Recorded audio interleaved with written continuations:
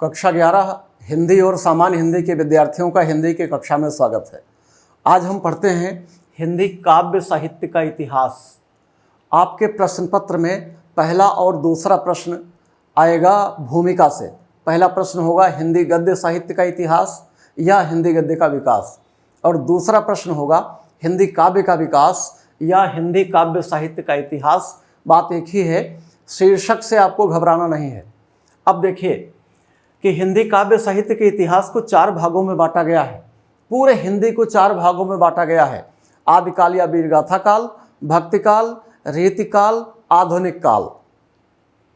आदिकाल या वीरगाथा काल, भक्तिकाल, रीतिकाल, आधुनिक काल। अब कक्षा 11 के पाठ्यक्रम में सिर्फ 3 काल हैं।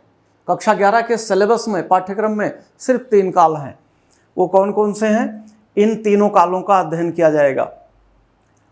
ये जो आदिकाल, भक्तिकाल और रीतिकाल, ये ही 3 काल कक्षा 11 में हैं। और जो आधुनिक काल चौथा काल है, इसे आप इंटरमीडिएट में पढ़ोगे। तो हम 3 कालों का पूरी गहराई से अध्ययन करेंगे। आइए देखते हैं। नंबर 1, आदिकाल। आदिकाल को वीरगाथा काल भी कहा जाता है। देखो, हिंदी साहित्य का इतिहास लिखा आचार्य रामचंद्र शुक्ल ने। यद्यपि बहुत से विद्वानों ने लिखा है, लेकिन आचार्य रामचंद्र शुक्ल का इतिहास सबसे प्रामाणिक माना जाता है और उसी से अधिकतर प्रश्न आपकी परीक्षा में आएंगे। तो हिंदी के पहले काल को आदिकाल या वीरगाथा काल कहा जाता है। इसका समय है संवत 700 से 1375 तक। आचार्य रामचंद्र शुक्ल आदिकाल को संवत 1000 से 1375 तक मानते हैं। ये एक इम्पॉर्टेंट बात है, इसे आपको ध्यान में रखना है कि आचार्य रामचंद्र शुक्ल वो अपने काल को, जिन्होंने वीरगाथा काल नाम दिया है, वो मानते हैं 1050 से 1375 तक। अब देखें, संवत और सन में अंतर होता है। संवत और सन में क्या अंतर होता है? संवत सन से 57 वर्ष आगे होता है। संवत सन से 57 वर्ष आगे होता है, 57 साल आगे होता है। तो आचार्य रामचंद्र शुक्ल वीरगाथा काल को मानते हैं 1050 से 1375 तक। लेकिन अधिकतर विद्वान और कक्षा 12 तक की बात के लिए इसे संवत 700 से 1375 तक माना जाता है। अब 2 तरह से प्रश्न आएंगे। आदिकाल का समय लिखिए, तब आप लिखोगे संवत 700 से 1375 तक। अगर प्रश्न ऐसा आ गया कि आचार्य रामचंद्र शुक्ल आदिकाल का समय या वीरगाथा काल का समय कब तक मानते हैं, तब आप लिखोगे संवत 1050 से, इसके आगे संवत जोड़ देते हैं हम, संवत 1050 से 1375 तक। ये तो समय की बात हो गई। अब देखते हैं आदिकाल के अन्य नाम क्या हैं। पहला नाम है आदिकाल, इसे दिया डॉक्टर हजारी प्रसाद द्विवेदी ने। दूसरा नाम वीरगाथा काल, इसे दिया आचार्य रामचंद्र शुक्ल ने। अब देखें, सबसे पहला हिंदी साहित्य का इतिहास आचार्य रामचंद्र शुक्ल ने लिखा है। ये उन्होंने इस काल को वीरगाथा काल कहा। क्यों कहा? क्योंकि आचार्य रामचंद्र शुक्ल ने जब ये संवत 1050 से 1375 तक की रचनाओं का अध्ययन किया, तो उन्हें ये मिला कि अधिकतर रचनाओं में वीरता की बातें हैं, युद्ध के वर्णन किए गए हैं। इसलिए उन्होंने इस काल को वीरगाथा काल नाम दे दिया। सबसे पहली बार आचार्य रामचंद्र शुक्ल प्रथम लेखक हैं जिन्होंने इसे वीरगाथा काल कहा है। उसके बाद हजारी प्रसाद द्विवेदी आए, उन्होंने इसको आदिकाल कहा। आदि का मतलब शुरुआत का काल, आदि का विलोम अंत होता है। तो शुरुआती काल को हजारी प्रसाद द्विवेदी ने आदिकाल कहा, आचार्य रामचंद्र शुक्ल ने वीरगाथा काल कहा। फिर चारण काल, एक अंग्रेजी विद्वान थे डॉक्टर ग्रियर्सन, उन्होंने कहा। फिर संधिकाल और चारण काल डॉक्टर राम कुमार वर्मा ने कहा, जो अपने देश के विद्वान थे। फिर आरंभिक काल मिश्र बंधुओं ने कहा। फिर प्रारंभिक काल गणपति चंद्र गुप्त ने कहा। फिर वीर काल विश्वनाथ प्रसाद मिश्र ने नाम दिया। सिद्ध सामंत काल राहुल सांकृत्यायन ने नाम दिया। और बीज बपन काल आचार्य महावीर प्रसाद द्विवेदी ने नाम दिया। इस तरह से आदिकाल के ये अन्य कई नाम हैं। आपसे प्रश्न में पूछा जा सकता है कि बीज बपन काल, आदिकाल का एक और नाम बीज बपन काल किसने दिया? आप लिखोगे आचार्य महावीर प्रसाद द्विवेदी। प्रश्न ऐसे भी आ सकता है कि सिद्ध सामंत काल किस काल का दूसरा नाम है? तो आप बता दोगे वीरगाथा काल या आदिकाल का नाम है। इस तरह से आपके परीक्षा में ये प्रश्न पूछा जाएगा। देखिए आदिकाल की प्रवृत्तियां या विशेषताएं क्या क्या हैं। आदिकाल की प्रवृत्तियां या विशेषताएं मतलब आदिकाल की पुस्तकों में क्या चीज़ लिखी है, किस तरह की कविता हुई है, उसकी विशेषता है ये। अब देखिए नंबर 1, आश्रयदाताओं की प्रशंसा। आदिकाल की कविता में आश्रयदाताओं की प्रशंसा की गई है।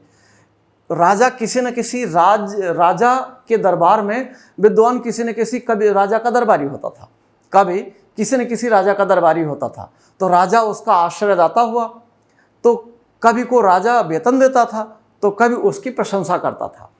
तो नंबर 1, आश्रयदाताओं की प्रशंसा इस काल में हुई है। दूसरा, युद्धों का सजीव वर्णन। जैसे आपने क्रिकेट मैच देखा होगा तो उसमें कमेंट्री की जाती है, ठीक उसी तरह से जो ये वीरगाथा काल के कवि थे ये युद्धों का सजीव वर्णन करते थे। एक पुस्तक है परमाल रासो, जिसे आलखंड कहा जाता है, जिसमें आल्हा उदल और मलखान की वीरता का वर्णन है। उसमें 1-2 लाइन मिलती है कि एक को मारे 2 मर जावे, तीसरा खौफ खाए मर जाए, इस तरह की बातें मिलती हैं। तो युद्धों का सजीव वर्णन है। तीसरा, रासो ग्रंथों की प्रधानता है। इस युग में पृथ्वीराज रासो, परमाल रासो, बीसलदेव रासो, अधिकतर जो ग्रंथ लिखे गए उनके नाम के आगे रासो जरूर लगा है। वीर रस के साथ श्रृंगार रस का भी वर्णन। अब देखिए श्रृंगार यहाँ टाइप में इससे बेहतर श्रृंगार नहीं लिख सकता मैं, और अगर आप श्रृंगार कहें तो ऐसे लिखा जाता है, ये है श्रृंगार, ऐसे लिखा जाता है। और 5वां इसकी विशेषता है डिंगल भाषा। तो ये हो गई आदिकालीन काव्यों की विशेषता। अब देखें आदिकाल का साहित्य कैसे कैसे है। आदिकाल का साहित्य है कि आदिकाल के साहित्य में सिद्ध, जैन, नाथ, रासो और लौकिक, इस तरह 5 साहित्य आदिकाल में लिखे गए। अब आपसे प्रश्न कैसे पूछा जाएगा कि रासो साहित्य किस काल में लिखे गए। अगर आपने पढ़ा है तो लिख देंगे आदिकाल। नाथ साहित्य किस काल में लिखे गए, जैन साहित्य किस काल में लिखे गए, सिद्धों की संख्या 84 हुआ करती थी, और इन सिद्धों में जो सबसे पहले सिद्ध हैं सरहपा, इनकी संख्या 84 है। और सरहपाद ये हिंदी की प्रथम कवि हैं, इन्हें हम सरहपा भी कह सकते हैं, ये सिद्ध थे। हिंदी के प्रथम कवि माने जाते हैं सरहपाद, जो कि सिद्ध कवि थे। तो आदिकाल में ये 5 तरह के साहित्य रचे गए। अब आप देखें कि प्रमुख पुस्तकें कौन कौन से थीं आदिकाल की।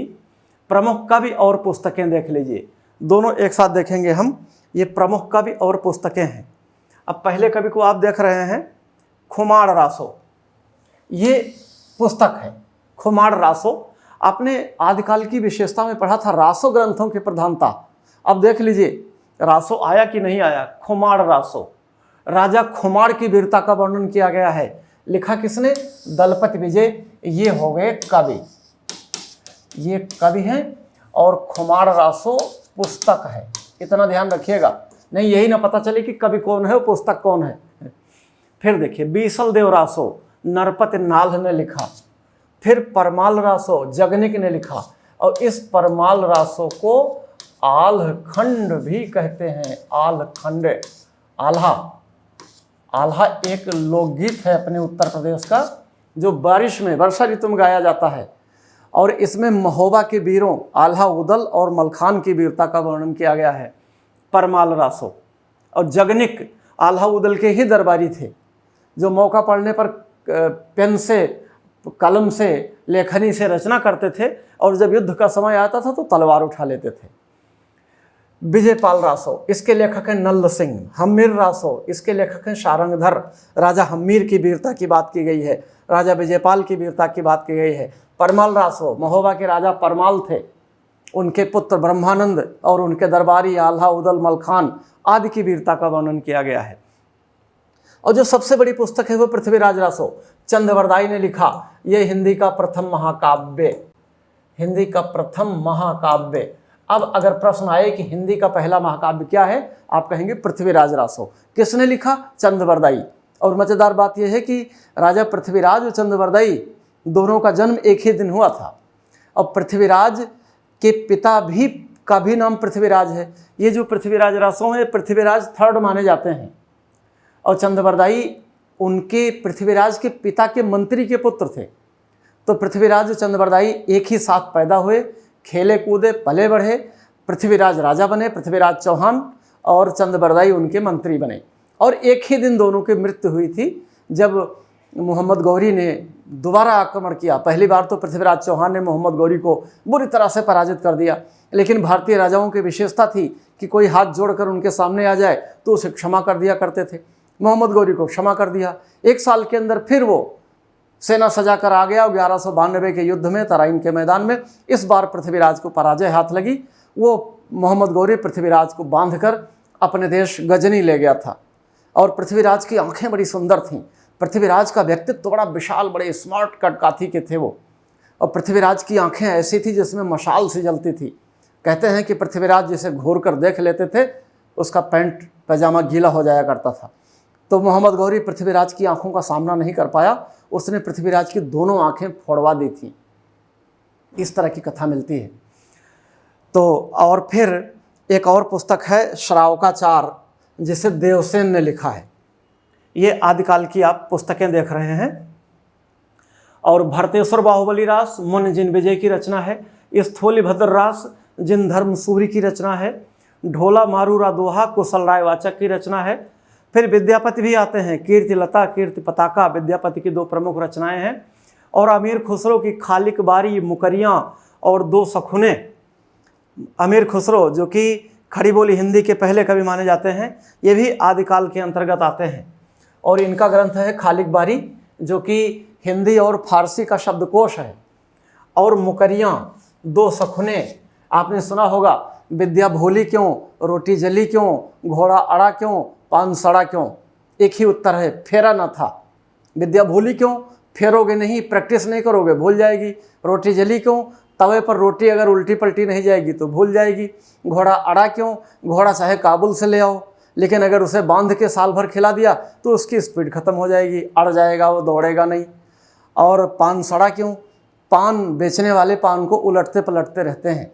ये इनकी कविता है अमीर खुसरो की, कि विद्या भोली क्यों, रोटी जली क्यों, घोड़ा अड़ा क्यों, पान सड़ा क्यों, फेरा न था। एक ही उत्तर है। और पृथ्वीराज रासो हिंदी का पहला महाकाव्य है। ये बात हुई। अब आपने प्रथम काल देख लिया, आदिकाल या वीर गाथा काल। अब आपको चाहिए क्या? आदिकाल का समय, आदिकाल के अन्य नाम, ये नाम किन लोगों ने दिए, इस काल की प्रमुख विशेषताएं क्या क्या थीं, इस काल के प्रमुख कवि और उनकी पुस्तकें क्या क्या हैं। बस इतनी बात अगर आपको पता चल गई तो फिर आदिकाल से संबंधित जो भी प्रश्न आएगा आप उसका उत्तर दे लोगे।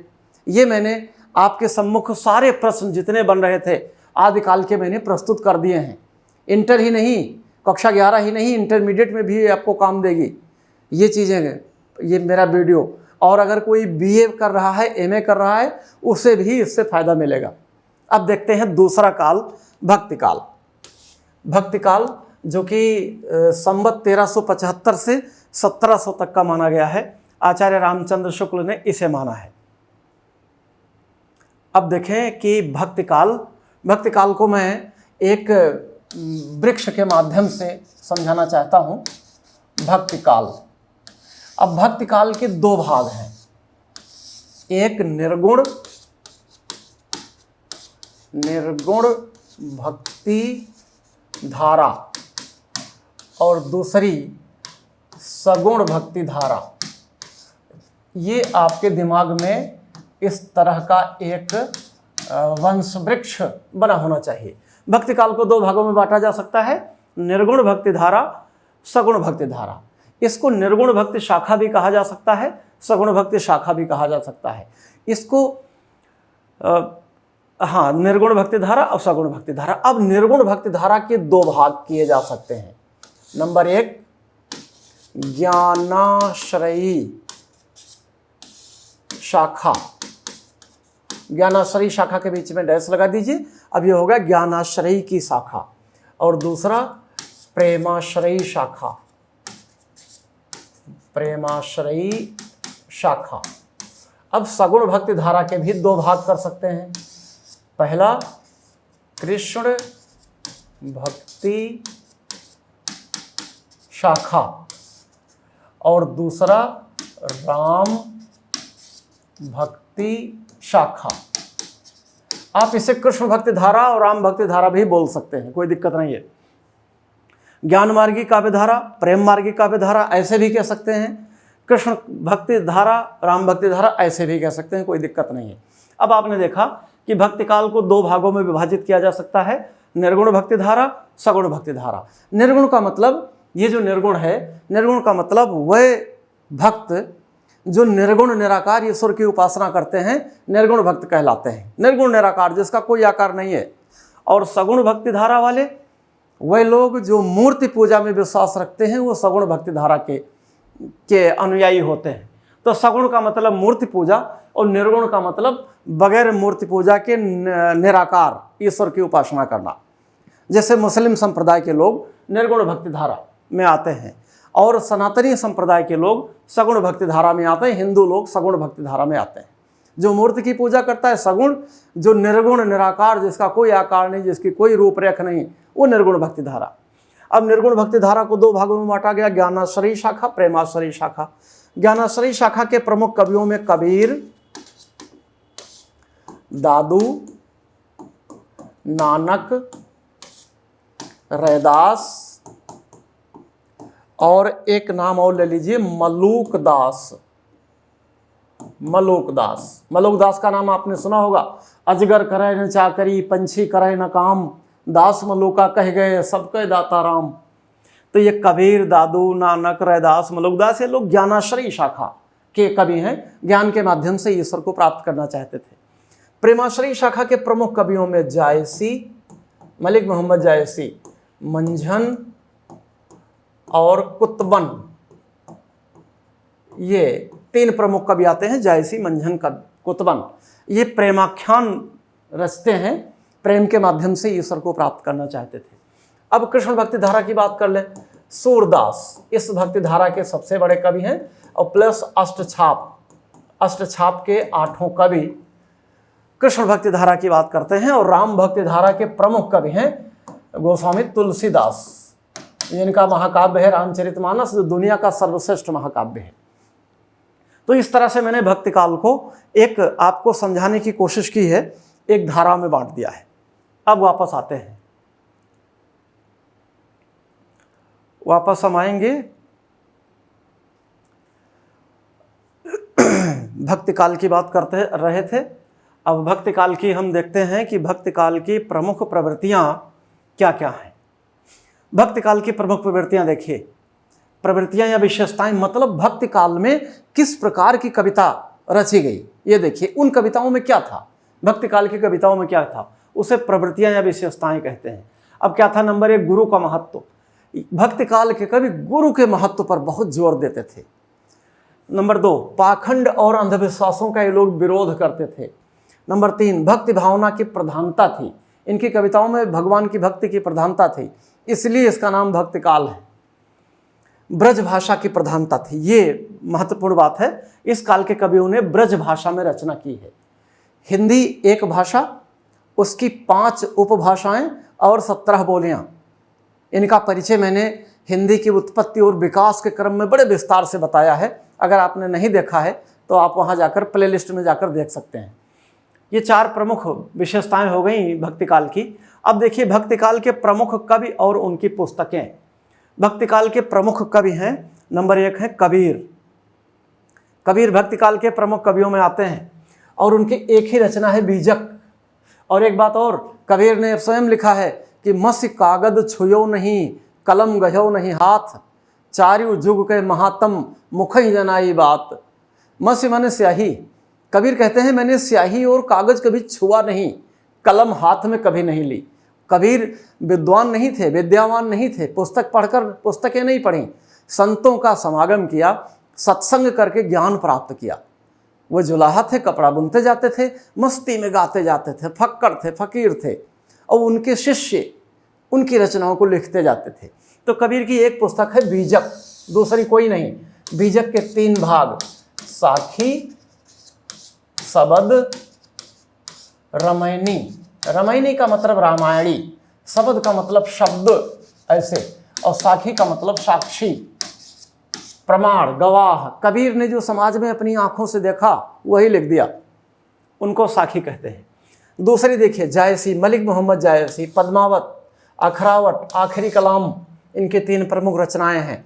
मंझन की मधुमालती, कुतुबन की मृगावती। आचार्य रामचंद्र शुक्ल ने मृगावती को पहला प्रेमाख्यानक काव्य माना है। फिर आ जाइए, सूरदास की 3 रचनाएं, सूरसागर, सूरसरावली, साहित्य लहरी।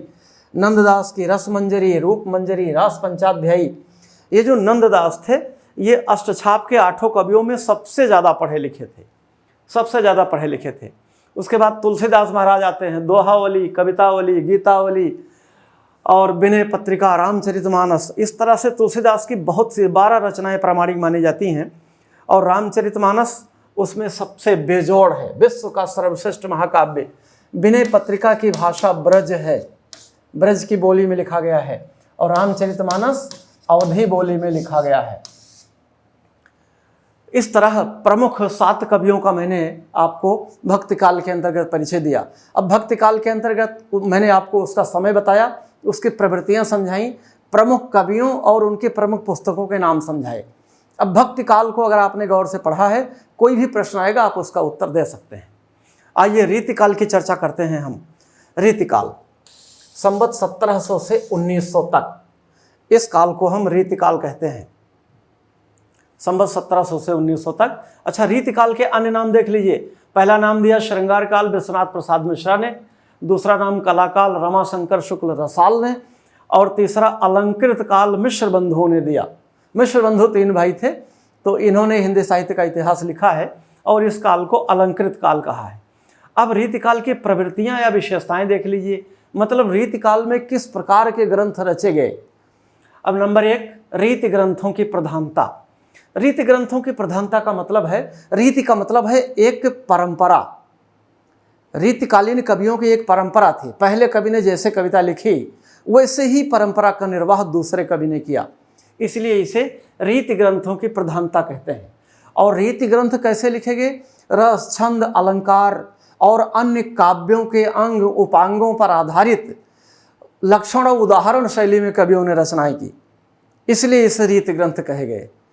ये रीति ग्रंथों की प्रधानता रीतिकाल में की गई। नंबर 2, श्रृंगारिकता। श्रृंगारिकता का मतलब है कि श्रृंगार प्रधान रचनाएं की गई। श्रृंगार का मतलब है जहाँ नायक नायिका के मिलन का वर्णन हो, उनके श्रृंगार का वर्णन हो, वहाँ श्रृंगार रस होता है। तो ये श्रृंगार पर आधारित, श्रृंगार रस में रचनाएं की गई रीतिकाल में। रीतिकाल श्रृंगार में डूबा है, नायक नायिकाओं के सौंदर्य का वर्णन, उनके मिलन का वर्णन, ये सब रीतिकाल में किया गया है। तीसरा, आश्रयदाताओं की प्रशंसा। जो राजा के आश्रित कवि होते थे उस राजा की प्रशंसा करते थे, मजबूरी थी।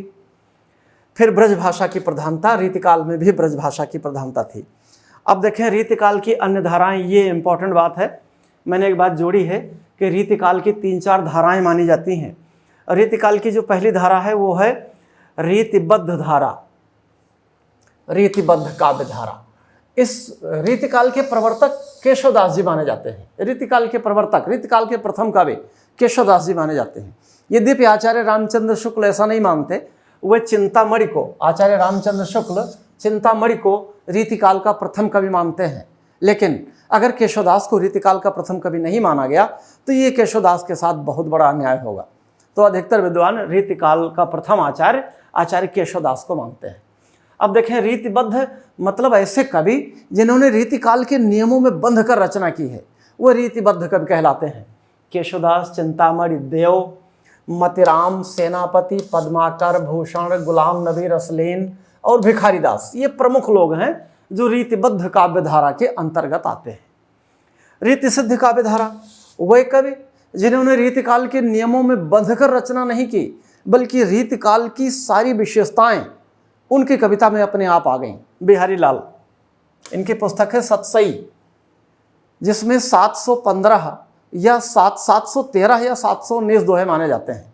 जगन्नाथ दास रत्नाकर, जो कि जिन्होंने बिहारी के दोहों का हिंदी में अनुवाद सबसे पहले किया था, वो 713 दोहे मानते हैं, लेकिन अन्य विद्वान 719 भी मानते हैं। तो लगभग 700 दोहों के कारण बिहारी लाल की रचना का नाम है सतसई। सतसई, आपको वो दोहा याद होगा, सतसैया के दोहरे ज्यों नावक के तीर, देखन में छोटे लगें घाव करें गंभीर। सतसई के दोहे जैसे पक्षियों के शिकारी के बाण, छोटे छोटे बाण होते हैं, देखने में छोटे लगते हैं और घाव बड़ा गंभीर करते हैं। और तीसरी धारा है रीति मुक्त काव्य धारा। इसके प्रमुख हैं घनानंद, आलम, ठाकुर, बोधा और दुजदेव, ये प्रमुख लोग हैं। रीति मुक्त काव्य धारा का मतलब है ये कवि रीति काल की समय सीमा में तो थे, लेकिन रीति काल के नियमों से बंधकर इन्होंने रचना नहीं की, इनकी रचना स्वच्छंद थी। आगे बढ़ते हैं। अब हम देखते हैं कि प्रमुख कवि और प्रमुख पुस्तकें रीतिकाल की क्या क्या हैं। केशवदास काव्यप्रिया, रसप्रिया, रामचंद्रिका। रामचंद्रिका राम कथा पर आधारित महाकाव्य है इनका। चिंतामणि ने कविकुल कल्पतरु लिखा। बिहारी लाल ने सतसई लिखी। देव ने रूप रसायन, रस रसायन और बहुत सी पुस्तकें लिखी। मतिराम ने रसराज और ललित ललाम लिखा। और भूषण ने लिखा शिवराज भूषण, शिवा बाबनी, छत्रसाल दशक। देखो, भूषण एक ऐसे कवि हैं जो रीतिकाल के अंतर्गत तो हैं, लेकिन उन्होंने जब सारे कवि नायिकाओं की पायलों की झनकार सुनते थे, तब भूषण ने तलवार की खनकार सुनी है। भूषण ने वीर रस में रचना की है। भूषण सबसे अलग हैं। रीतिकाल में सभी लोगों ने श्रृंगार में रचना की है और भूषण ने वीर रस में रचना की है। अगले कवि हैं पद्माकर, जगत विनोद जिनकी रचना है। सेनापति कवित रत्नाकर। कवित रत्नाकर एक ऐसा ग्रंथ है जिसमें भी थोड़ी सी रामकथा का वर्णन है। और घनानंद, फिर अगले हैं घनानंद, इन्होंने सुजान सागर नामक एक पुस्तक की रचना की है। ऐसा माना जाता है कि ये जो घनानंद हैं ये मोहम्मद शाह रंगीले, जो कि मुग़ल बादशाह थे दिल्ली के, उनके दरबारी थे। और ऐसा कहा जाता है कि ये मोहम्मद शाह रंगीले के दरबार में कविताएं सुनाया करते थे, लेकिन सप्ताह में एक दिन कविताएं नहीं सुनाते थे। सारे दरबारी इनसे जलते थे। एक दिन, जिस दिन ये कविता नहीं सुनाते थे, उसी दिन मोहम्मद शाह रंगीले मतलब राजा को सारे दरबारियों ने चढ़ा दिया कि महाराज आज घनानंद से कविता सुन लीजिए। घनानंद ने कहा कि आज मैं कविता नहीं सुनाऊंगा। फिर दरबार में एक नर्तकी थी, नाचने वाली थी, जिसका नाम था सुजान। घनानंद सुजान का प्रेम था, तो दरबारियों ने लगाया कि महाराज सुजान से कहलवा दीजिए। राजा ने सुजान से कहलवा दिया। सुजान ने कहा सुना दीजिए ना। घनानंद सुनाने लगे। राजा नाराज हो गया, उसने इन्हें अपने दरबार से निकाल दिया था घनानंद को। घनानंद राजी हो गए, उन्होंने कहा कोई बात नहीं, आप निकाल रहे हैं तो मैं जा रहा हूँ। सुजान से कहा चलो मेरे साथ। सुजान ने मना कर दिया कि नहीं, अब आप मुझे खिलाओगे क्या। बस घनानंद सन्यासी हो गए, चले आए वृंदावन और वहीं पे अपना जीवन व्यतीत किया। और कहा जाता है कि अहमद शाह अब्दाली, जो कि एक क्रूर ईरान से आया था, क्रूर बादशाह था और उसने भारत में खून की होली खेली थी, उसके हमले में घनानंद की मृत्यु हो गई थी, ऐसी बात आती है। और ठाकुर, इन्होंने ठाकुर ठसक नामक कविता की रचना की है। ठाकुर ठसक एक काव्य है। अब आते हैं और केशवदास द्वारा रचित रामचंद्रिका राम कथा पर आधारित महाकाव्य है। ये इस तरह से आदिकाल, भक्तिकाल, रीतिकाल हमने पूरा का पूरा पढ़ लिया है। अब कुछ प्रश्न हैं, आपसे मैं चाहूँगा कि आप इनका उत्तर मुझे कमेंट में भेजें। हिंदी के प्रथम काल को वीरगाथा काल नाम किसने दिया? दूसरा प्रश्न, महावीर प्रसाद द्विवेदी ने प्रथम काल को किस नाम से कहा है, क्या कहा है? तीसरा, युद्धों का सजीव वर्णन किस काल की विशेषता है? आप कमेंट करके मुझे बताइएगा। हिंदी के प्रथम कवि कौन है? पृथ्वीराज रासो किसकी रचना है? रासो काव्यों में कौन सा काव्य श्रृंगारिक है? भक्ति काल की दो विशेषताएं लिखिए। बीजक के कितने भाग हैं? रास पंचाध्यायी के कवि कौन हैं? विनय पत्रिका हिंदी की किस बोली में लिखी गई है? रीति सिद्ध कवि कौन है? रीतिकाल की किस रचना में राम कथा का वर्णन किया गया है? रीति मुक्त कवियों के नाम लिखो। पद्मावत किस बोली में लिखा गया है? रीतिकाल में वीर रस के कवि कौन हैं? इस तरह मैंने आपको 15 प्रश्न अभ्यास के लिए दिए हैं। आप देख लें, परीक्षा में ढेर सारे प्रश्न इनमें से पूछ लिए जाएंगे। और मेरा निवेदन है आपसे कि आप वीडियो को पढ़ना और कमेंट में अपने उत्तर लिख के भेजना। शेष अगले वीडियो में।